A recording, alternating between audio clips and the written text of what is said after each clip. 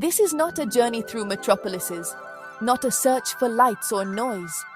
It is a return to places where time stands still and the soul can breathe again. Far from asphalt and screens lie villages where life still sounds soft, where the rustling of the wind is louder than the traffic. And every house, every alleyway speaks of simplicity and peace. Some of these villages cling to rocks, others float above mist and sea. Yet all share the same secret. They remind us that true beauty is not created, but preserved. Today we take you on a journey to the most beautiful villages in the world, to places that hardly anyone knows, yet everyone who has seen them keeps in their heart. In southern Italy, where the light falls softly over the hills of Apulia, lies a village that looks as if it has sprung from a fairy tale. Its name is Alberobello. Here, everything is made of stone, the houses, the walls, the roofs, everything built from light limestone gathered from the fields all around without mortar. Stone upon stone held only by weight. Through the patience of its builders, over 1,000 of these houses, called trulli, still stand here today with their round walls and conical roofs, on which ancient symbols are painted in white. It's said that people once built them this way to save on taxes. One roof made of loose stone, easy to remove when the tax collector came, and just as easy to rebuild when he was gone. The oldest trulli date back to the 14th century, and today they are a UNESCO World Heritage Site, as a testament to a time when craftsmanship was born of necessity and ingenuity. The districts of Rionimonti and Aya Piccola preserve more than 1,600 of these stone houses. Today, many trulli are small guest houses, shops or museums, but the spirit of the place has remained the same. Between the white walls and the silent grey roofs, one can still feel the tranquility of bygone times.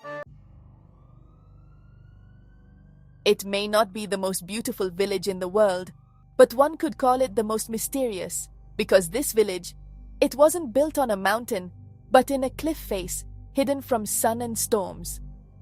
A natural cave, over 50 meters high, has protected the small white houses for generations. Poris de Candelaria lies on the west coast of the island of La Palma. In the 19th century, fishermen from the village of Tigarafe began building simple huts here from wood, stone, and corrugated iron to protect their boats and catch from the elements.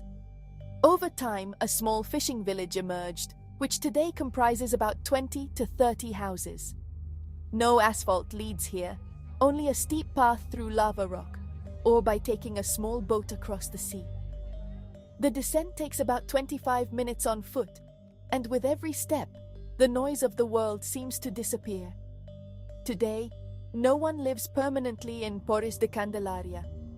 The houses belong to families from Tigarafe who use them on weekends or in the summer for fishing, swimming, or simply for quiet.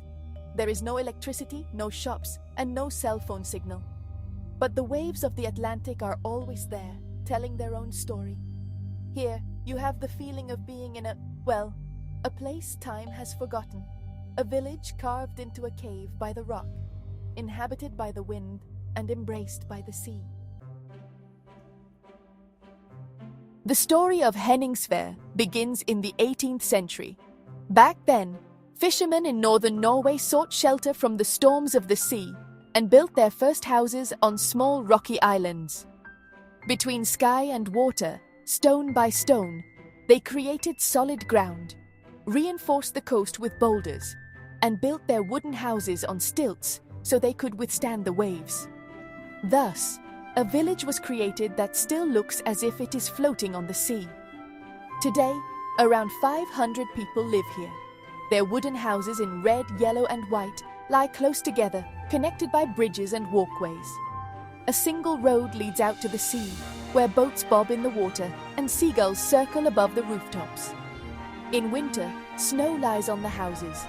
In summer, the light remains almost endless over the sea.